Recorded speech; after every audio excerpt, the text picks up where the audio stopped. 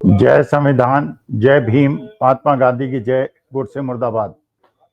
देखिए, हरियाणा के अंदर भारतीय जनता पार्टी की सरकार है, लंबे समय से सरकार है और हरियाणा के अंदर एक मुद्दे को जातिवाद के गड्ढे में धकेला जा रहा है। ये बड़ा दुर्भाग्यपूर्ण।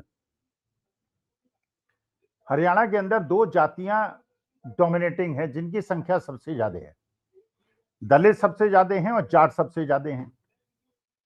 अपने राजनीतिक हितों के लिए भारतीय जनता पार्टी एक बहुत ही संवेदनशील मुद्दे को दलित बनाम जाट का नाम देकर लोगों का ध्यान आकर्षित करने का प्रयास कर रही है। सबको पता है कि हरियाणा के अंदर additional director general of police जो नंबर 2 की पोजीशन है, वाई पूरन कुमार, जो एक दलित अधिकारी, वरिष्ठ दलित अधिकारी थे, आईपीएस, जिनकी पत्नी आईएएस अधिकारी हैं और दलित समाज से ये लोग आते हैं। उन्होंने कुछ दिन पहले आत्महत्या की और आत्महत्या करने से पहले उन्होंने एक डाइंग डिक्लेरेशन दिया और डाइंग डिक्लेरेशन में उन्होंने कहा कि उन्हें सामाजिक रूप से दलित समाज का होने की वजह से इतना ज्यादा प्रताड़ित किया गया और इतना ज्यादा उनको मानसिक दबाव में लिया गया कि उनको आत्महत्या करनी पड़ रही है। उनकी पत्नी मुख्यमंत्री सैनी साहब के साथ जापान के दौरे में थी, वो लौट के आई। उनकी 2 बेटियां हैं, वो भी पहुंची और 7-8 दिन हो गए हैं, अभी उनका शव मोर्चरी में पड़ा हुआ है। परिवार ने उसकी अंतिम संस्कार करने की इजाजत नहीं दी। एक मुद्दा तो ये, लेकिन एक केस ऐसा बनाने का प्रयास हुआ, किसकी तरफ से हुआ ये तो जांच से पता चलेगा, कि उनके खिलाफ रोहतक के अंदर एक एएसआई ने वहां के एसपी पुलिस के कहने पर भाई पूरन कुमार साहब के खिलाफ एक एफआईआर दर्ज कराई थी कि वो भ्रष्टाचार में लिप्त हैं और एक शराब कारोबारी से 2.5 लाख रुपए पर मंथ लेने का कुचेष्टा कर रहे हैं, इसलिए उन्होंने एफआईआर लिखाई। यह बताया गया कि जो भाई पूरन कुमार ने आत्महत्या की वो उस वजह से की, लेकिन जो 8 पन्ने का सुसाइड नोट उन्होंने लिखा है पूरन कुमार ने, उसमें उसका कहीं जिक्र नहीं है। जिक्र है कि किस प्रकार से उनको दलित जात का होने की वजह से किस प्रकार से प्रताड़ित किया गया, उसकी वजह से वो आत्महत्या कर रहे हैं, लेकिन उसको कोरिलेट करने का प्रयास किया। वास्तविकता में डाइंग डिक्लेरेशन फाइनल एविडेंस माना जाता है।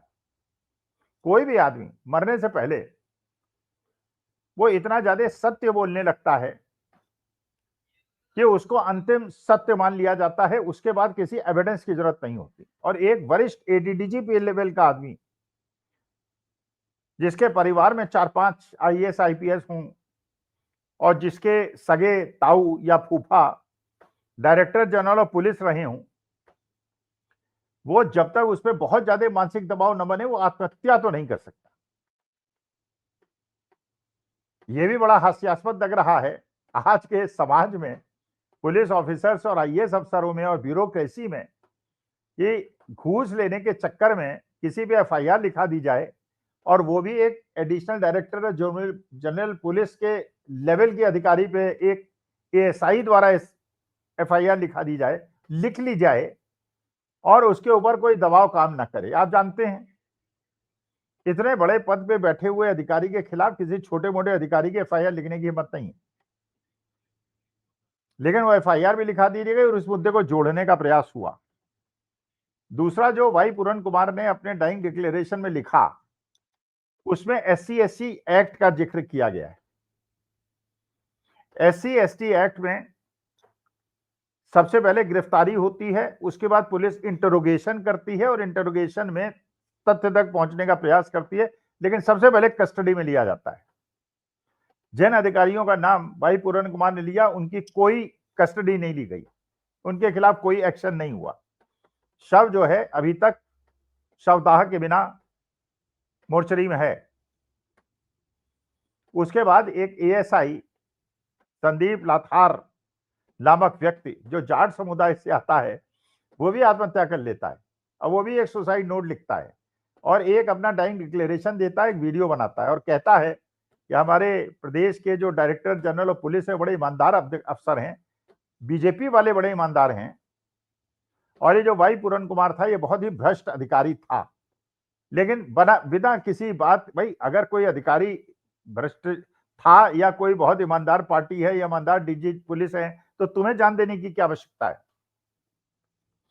उसको आगे बढ़ाओ, इन्वेस्टिगेशन में मदद करो, और वाई पूरन कुमार एक भ्रष्ट अधिकारी थे, उसके खिलाफ सबूत पेश करो, जिससे कि जो सहानुभूति आज के तारीख में पूरे देश की वाई पूरन कुमार के साथ है, उनके परिवार के साथ है, और पूरा का पूरा दलित समाज उनके पीछे खड़ा हुआ है, इसको इस संदीप नामक एएसआई की आत्महत्या से इसको जाट बनाम दलित युद्ध की तरफ इसको झोंका जा रहा है। गोदी मीडिया के अंदर ये कोशिश की जा रही है कि एक तरफ एक दलित समाज का व्यक्ति है और दूसरी तरफ किसान समाज का एक बेटा है, जबकि वास्तविकता यह है कि हरियाणा और वेस्टर्न यूपी के अंदर सबको पता है जाट समाज कभी भी भारतीय जनता पार्टी का वोटर नहीं रहा है। पिछली बार भी हरियाणा चुनाव में यह प्रयास किया गया कुमारी शैलजा की वजह से कि कांग्रेस के अंदर जाटों का प्रभुत्व हो गया है भूपेंद्र सिंह हुड्डा की वजह से, जिसकी वजह से दलित उनसे विमुख हो गए और उन्होंने कांग्रेस को वोट नहीं दिया, इसलिए भारतीय जनता पार्टी जीत गई। वेस्टर्न यूपी के अंदर भी मोदी नगर जैसी विधानसभा कॉन्स्टिट्यूएंसी में वीडियो ऑडियो वायरल हुआ, जिसमें वहां से जो बीजेपी के प्रत्याशी हैं उनको कार्यकर्ता कह रहे हैं कि हम जिस गांव में जा रहे हैं हमको भगाया जा रहा है, तो वो कहती हैं केवल कि मुसलमानों और जाटों की बात करो और बाकी जातियों को कंसोलिडेट करो, वो इलेक्शन जीत जाती हैं 75,000 वोट से। और सवाल यह है कि जिस आदमी का कोई लेना देना नहीं था, केवल इसलिए कि बीजेपी एक बहुत ईमानदार पार्टी है और डायरेक्टर जनरल ऑफ पुलिस बड़े ईमानदार व्यक्ति हैं और वाई पूरन कुमार बड़े भ्रष्ट व्यक्ति थे, इसलिए कोई आत्महत्या कर ले और जान दे दे, ये समझने से परे है। भाई पूरन कुमार साहब के आरोप पे कोई कार्रवाई न हो। आप बताइए, जो अरविंद केजरीवाल का केस था, जब उन्हें जेल में रखा गया, एक शराब कारोबारी जो शराब घोटाले में अभियुक्त था, मेन अभियुक्त था, वो जेल में था। जेल के अंदर उससे 10 बार पूछा गया कौन कौन इन्वॉल्व थे, उसने अरविंद केजरीवाल का नाम नहीं लिया। 11वीं या 12वीं बार उसने अरविंद केजरीवाल का नाम लिया और उसके बाद उस अभियुक्त को छोड़ दिया गया और केजरीवाल को अंदर कर दिया गया 4-6 महीने के लिए। केवल एविडेंस, केवल एक ओरल एविडेंस, कोई कोरैबोरेशन नहीं हुआ फैक्ट्स का, तथ्यों का, डॉक्यूमेंट्स का। और यहां पे एक additional director general of police स्तर का अधिकारी डाइंग डिक्लेरेशन भी दे रहा है और SC/ST एक्ट में भी केस दर्ज करा रहा है, इसके बावजूद कोई गिरफ्तारी नहीं हो रही। जब पूरे हरियाणा की महापंचायतों ने एक अल्टीमेटम दे दिया 48 घंटे के अंदर डायरेक्टर जनरल ऑफ पुलिस को नहीं हटाते हैं तो आंदोलन होगा, तो उन्हें 10 दिन की छुट्टी भी भेज दिया जाता। लेकिन आप जानते हैं जिन लोगों पे वाई पूरन कुमार ने आरोप लगाया है वो इतने उच्च स्तर के लोग हैं और इतनी ज्यादा पहुंच है उनकी एडमिनिस्ट्रेशन के अंदर, कोई भी जांच निष्पक्ष नहीं हो सकती।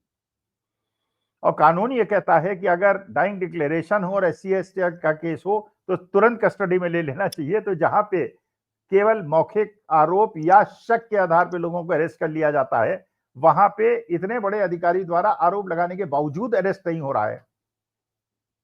और इस पूरे विवाद को जाट बनाम दलित की तरफ बढ़ाया जा रहा है। लेकिन कम से कम परमेश्वर की कृपा है कि दलित समाज और पुआकी समाज पूरी तरह से भाई पूरन कुमार के साथ हैं।